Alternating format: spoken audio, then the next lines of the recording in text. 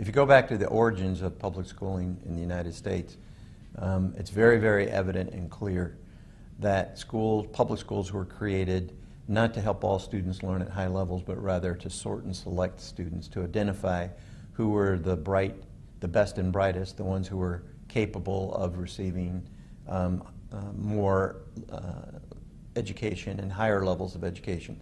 So if you went back to the great liberal thinkers of their time, people like Thomas Jefferson or Horace Mann, they never suggested that schools should help all kids learn, that schools really were being created to identify those talented students who would benefit from more education. And for the great masses, it was just to give them basic numeracy and literacy skills.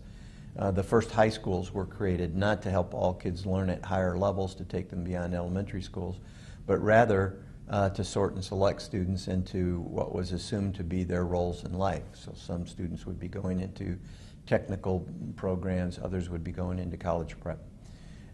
In the 21st century, schools are being asked to do something they were never asked to do before, and that is to help all students learn at very high levels.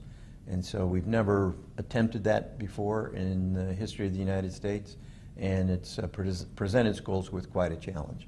I can say that when I was a teacher, there was never any expectation that all students were supposed to learn. I was supposed to teach clear and engaging lessons, give kids the chance to demonstrate whether or not they learned when I tested them, and then we just assumed that grades were going to fall according to a bell-shaped curve, and that's what schools did.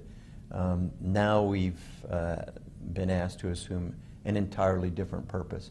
And we think that the purpose is appropriate because the skills that students will need in the 21st century are not the same skills they needed in the 20th.